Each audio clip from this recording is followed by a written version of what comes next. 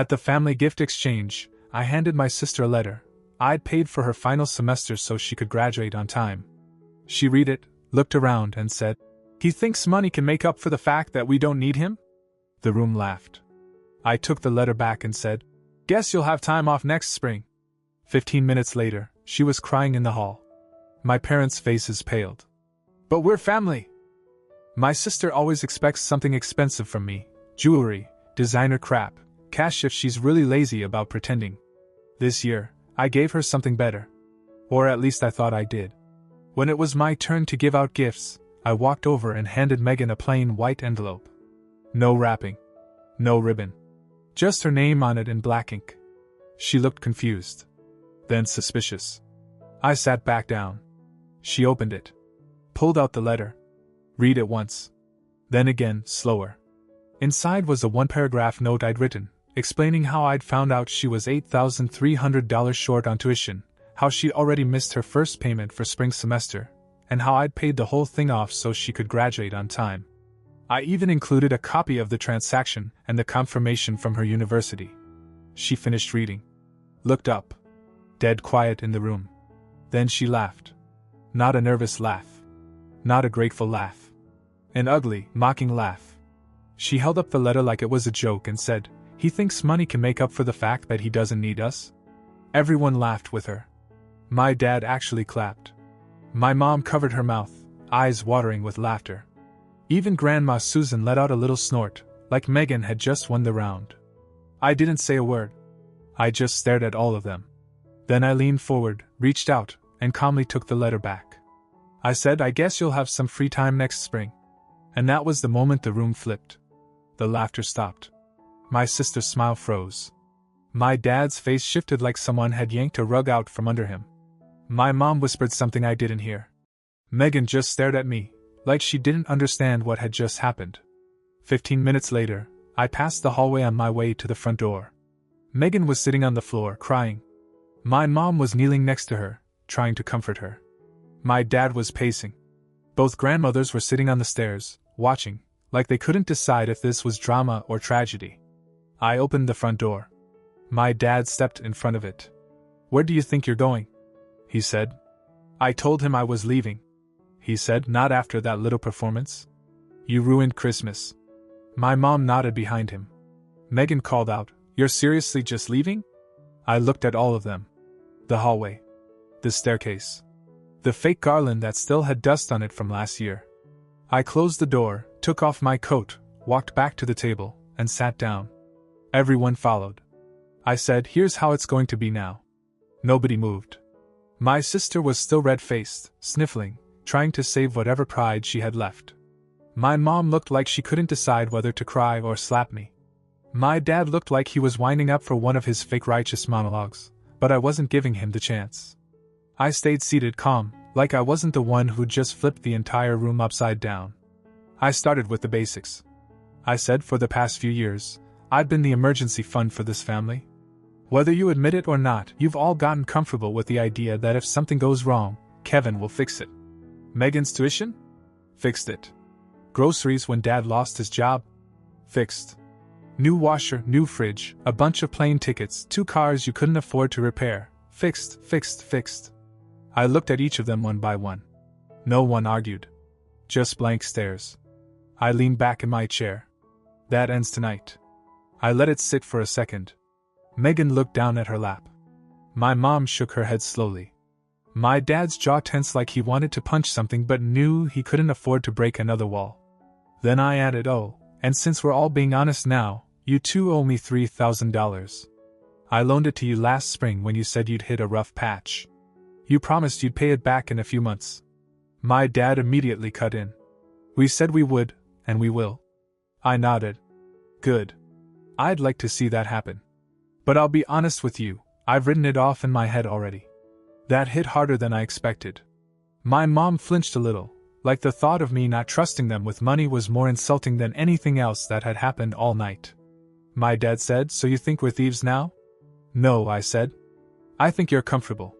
Comfortable owing me things. Comfortable assuming I'll always be around to keep the lights on." Then I looked at Megan. "And you, if you want to finish school, you'll get a job. Or maybe Mom and Dad will help this time. You know, like parents usually do. She looked at my mom, then at my dad. No one volunteered. I just sat there, watching. My mom finally said, "This isn't how family works, Kevin. We don't threaten each other." I smiled a little. "That's funny, because 5 minutes ago you laughed at me in front of both of your mothers and called me selfish when I backed away. I didn't see a whole lot of family loyalty then." That's when Grandma Joyce, who'd been quiet the whole time, spoke up. She looked straight at my mom and said, "He's right, you know. I saw how you all laughed. I saw what you did. And don't think I forgot how you borrowed money from me and never paid it back either." Everyone's heads turned. My mom's face went white. Then Grandma Susan chimed in. "I always thought you spoiled Megan too much. And now look." She bit the hand that fed her and cried when it stopped. You could feel the ground shifting. The two matriarchs weren't playing anymore. My dad stood up again, more cautiously this time. He said, "So what, you're just done with us now?" "No. I'm just done being used." He called me selfish. I shrugged. If standing up for myself makes me selfish, then yeah, I guess I am. But if you don't like these new terms, you can go ahead and figure things out on your own. And when you need help next time, don't call me. Megan finally broke her silence. She said she'd get a job. She sounded miserable about it, like the idea of working retail was beneath her. My mom mumbled something about trying to help. My dad didn't say anything. I stood up, walked to the kitchen, and poured myself a drink. No one followed. No one said a word. But I knew this wasn't over. Not by a long shot. I didn't hear from them for days. No apology. No explanation. Just silence, like they were hoping if they ignored the fallout long enough, I'd crawl back and pretend it never happened. The first message came from my mom. 5 words. "I hope you're proud of yourself." That was it. Not a question. Not even a passive-aggressive essay like she usually sends. I didn't answer. I didn't need to. She wasn't reaching out to make peace, she was taking a swing without looking me in the eye. My phone stayed quiet after that. Megan went completely dark. My dad, the king of pretending nothing's wrong, stayed on brand and didn't acknowledge me at all. They must have thought this was still salvageable. That I'd calm down, realize how harsh I was, and show up at the next birthday or Sunday dinner with my wallet in hand like usual. They weren't ready for a version of me that didn't need them, and didn't want to. A week later, Grandma Joyce called. She didn't ask how I was or dance around it. She just said, "We're having lunch. I'll pick you up." She showed up right on time, looking like she'd been waiting for this moment since Thanksgiving. We sat down at a diner near my apartment, and the second we ordered, she said, "Your parents are in a mess, and they don't want you to know." Apparently, things had been unraveling fast. My mom was behind on 2 credit cards. My dad's freelance work had dried up again. Megan had been rejected from every internship she applied to because her transcripts still showed a financial hold, and she hadn't told anyone she was on the verge of getting dropped. The best part? They tried to cover all of it with the usual fake confidence, as if they had a plan. Joyce said, "They want you to come back and pretend nothing happened. Smile, eat dinner, maybe bring a gift. But they've got nothing to offer except guilt." I nodded. Didn't say much. I was more interested in what they'd do next, now that the cash machine was unplugged. She paused, then added, "Oh, and your mom's been telling people you're not doing well. That you snapped under pressure. That maybe you need time off, a vacation, therapy. She's painting you as the broken one." I laughed. Out loud. I said, "She'd rather tell people I'm unstable than admit she depended on me to raise her second kid." Joyce didn't laugh. She looked tired.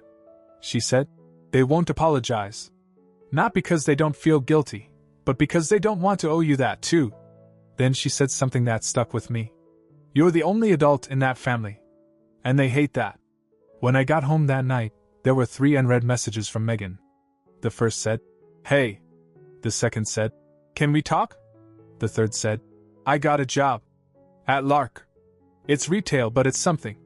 Lark was that weird off-brand fashion store at the edge of the mall. It was the kind of place where everything was on sale because no one wanted to pay full price for a rhinestone hoodie. I knew she was miserable. But I didn't respond. The next message was from my mom, 3 days later. "We're proud of you for being responsible.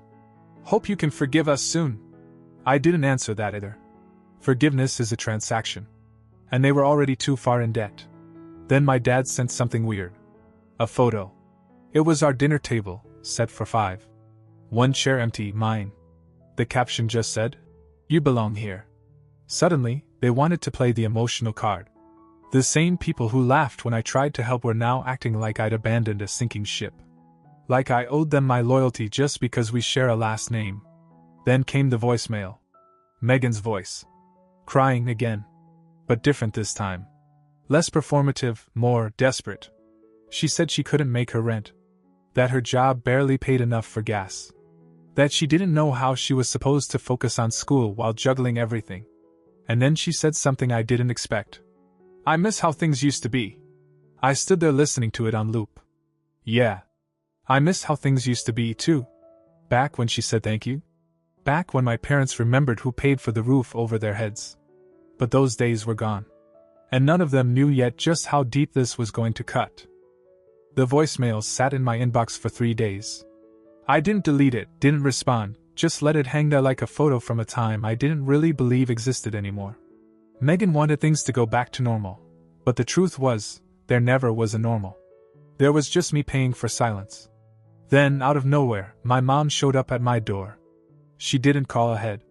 She buzzed the building like she was a delivery driver. I almost didn't open it, but I was curious. She looked smaller in person, like the situation had chipped away at her. Still had that expression like she was about to say something wise and manipulative. She stepped inside without asking and said, "We need to talk." I said, "Talk." She told me Megan was drowning. That the job was barely enough. That she was failing her classes now. That the financial office wouldn't let her register for finals without payment. She kept trying to steer it back to family. To how proud they were of me. To how much they loved me. I let her talk. Then I told her the price. "You want help? Fine. But I'm not paying for anyone else's mistakes anymore. You two are her parents. Not me." She didn't respond. So I kept going. "You want Megan to graduate? Then you and Dad figure it out. Sell something. Cancel your weekend getaways. Skip your anniversary dinner. Get creative." She started to say something, probably about how hard they had it. I cut in. "Also, the $3,000 you owe me, I'm going to need that by the end of the year." Her face dropped like I'd slapped her. I added, "I know you won't have it. But I'm not pretending anymore. Every time you dodge it, I'll remember exactly what this family thinks I'm worth." She started to cry. Said it wasn't fair. That I was punishing all of them for one moment of laughter. I said, "No, I'm punishing you for a decade of pretending your financial problems were my responsibility." She left without another word. A week later, Megan called. Not text. Not voicemail. She actually called. She said she understood. That she didn't expect help. That she just wanted me to know she'd gotten a second job tutoring kids after school and was talking to financial aid. Said she wasn't asking for money, just a second chance at being a better sister. I didn't say yes. I didn't say no either. I told her, "We'll see." Then something strange happened. Grandma Joyce invited me over. When I got there, she was sitting in her living room with a smile that looked way too satisfied. She handed me a folder. Inside were printouts, screenshots of old text messages, receipts, emails. All of it from the past 5 years. All of it proof of the money I'd spent on my family, the loans, the gifts, the repairs. A full dossier. I said, "What is this?" She said, "Evidence. In case they try to rewrite history." Then she told me that Grandma Susan had decided to do her own version of cutting the cord. She was updating her will. Quietly. Reducing the amount going to my parents. Increasing the portion going to me. I didn't ask for it. I didn't want it. But it was happening. Joyce leaned back and said, "We're tired of watching you be used. If they don't want to change, we will." It wasn't revenge. It wasn't victory. It was justice. And it was just getting started. By mid-February, I'd gotten used to the quiet. No more random calls from my mom asking if I could just cover this one thing. No texts from my dad pretending to ask how I'm doing when he was really building up to another favor. No fake emergencies. No guilt trips. It was the most peaceful start to a year I've ever had. Megan hadn't messaged since the voicemail. I saw her twice, accidentally, Once at Lark, behind the counter, wearing that black company t-shirt and folding hoodies that nobody ever buys. She didn't see me. Or maybe she did, and just didn't want to deal with it. The second time, I spotted her across the parking lot of a tutoring center, carrying a plastic container of what looked like art supplies. She looked exhausted. Not in a performative way, really tired. Like life had finally caught up to her. She was working. She was dealing with it. That part, at least I respected. Then, one night around 9 p.m., I got a text from my dad. "You really don't need us, do you?" No punctuation. No context. I stared at it for a few minutes. I didn't answer. Because it wasn't a question. It was him realizing, finally, that I'd outgrown their version of family. That their control didn't work anymore. That I had stepped outside the system they built, where I fund the chaos, and they pretend it's love. Meanwhile, things were shifting in the background. Grandma Susan called to say she was finalizing some paperwork and wanted to make sure my address was updated. I knew what that meant. She was serious about what she'd said last time. I didn't press. Grandma Joyce had gone colder with my mom too. Apparently, she confronted her about the whole Kevin's unstable story she was pushing around to the family. Told her that if she didn't stop, she'd start correcting the narrative at every family gathering from here on out. I almost wished I could have been there for that. Then, another call from Joyce. She said Grandma Susan was hosting dinner. Small. Family only. "You should come," she said. "It's time." I asked who'd be there. She didn't hesitate. Everyone. I nearly said no. Everything in me was ready to burn that last bridge and let them sit in the ashes. But something about the way she said it made me think this wasn't about peace. This was about power. About letting them see that I didn't need to yell to be heard anymore. So I went. Susan's house looked exactly the same. Same wreath from 5 Christmases ago. Same scented candles. My mom opened the door.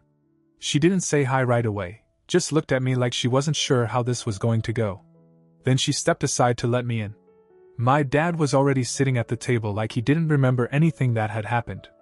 Megan was there too, hair tied back, barely looking up from her water glass. Neither of them made the first move. Dinner was awkward. Joyce tried to cut the tension with small talk about some cousin's baby. Nobody cared. Everyone was waiting. Then Grandma Susan, from the head of the table, turned to Megan and asked, "How's work?" Megan looked up and said, "Tiring." Then, quieter, "But I'm doing it. I'm paying. Little by little." She glanced at me, just once. Not asking for anything. Just acknowledging. My mom chimed in a few minutes later. She said they'd been thinking a lot about what happened. That maybe they'd laughed because they didn't know how to handle being called out like that. She used words like reflecting and appreciating and moving forward. She didn't say sorry. My dad added, "We know we owe you. We're figuring it out." He didn't mention the $3,000 specifically, but we both knew what he meant.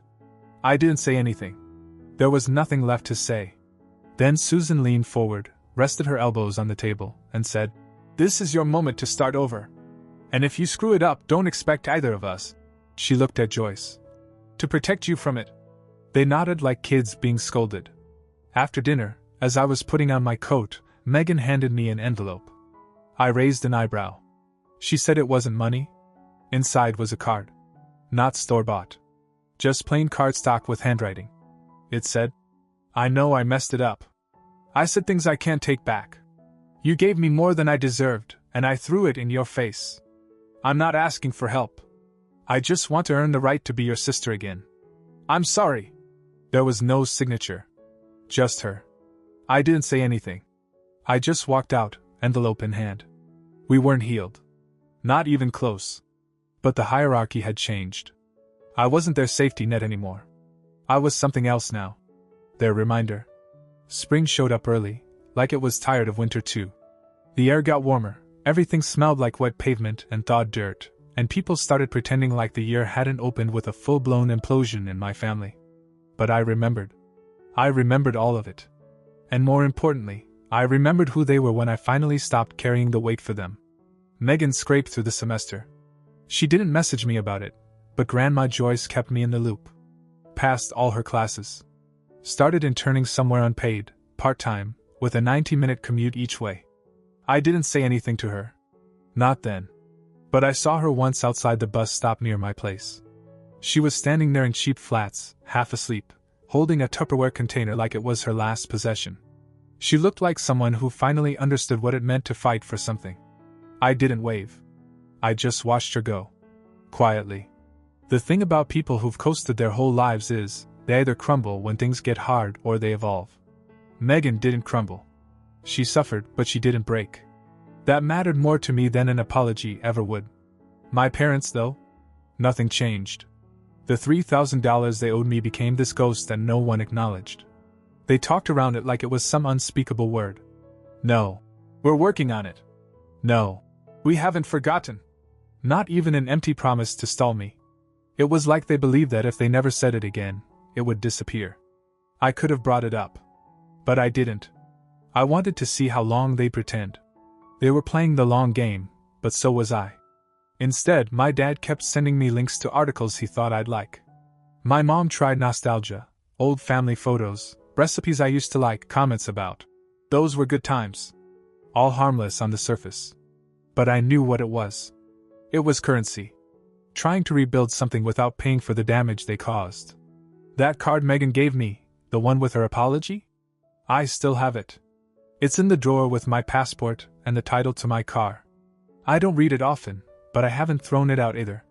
Because it wasn't about making things even, it was her way of saying she finally saw the wreckage she'd helped cause. Meanwhile, Susan followed through on her will change. Joyce told me later my mom found out and didn't take it well. She apparently cornered Susan during a family dinner and tried to guilt her, asking why she was cutting her own daughter out. Susan just told her, "Because Kevin was there when you weren't." My mom called me that night. She didn't mention the will directly. Just danced around it. Said something like, "I hope you don't think we've been ungrateful." I said, "You still haven't paid me back." She was silent for so long I thought the line dropped. Then she said, "We will. Soon." But she said it too carefully. Like it was rehearsed. That was 3 months ago. I haven't seen a dime. It's not about the money anymore. It's about the principle. And I don't forget. I won't forget. Now we talk occasionally. Holidays. Birthdays. Surface level things. I'm polite. Cordial. But there's a distance they can't close anymore. That trust, that unspoken loyalty I used to give freely? It's gone. Burned out. And I'm not rebuilding it for them. Megan's still working. Still tired. But she's never asked for a cent. She doesn't treat me like the solution anymore. That's why I've started replying to her messages again. We're not close, but we're rebuilding. Slowly. Authentically. My parents still act like everything's back to normal. But it's not. And it never will be. Because this version of me, the one they made when they laughed that night, is not the one who picks up the pieces for everyone else. Not anymore.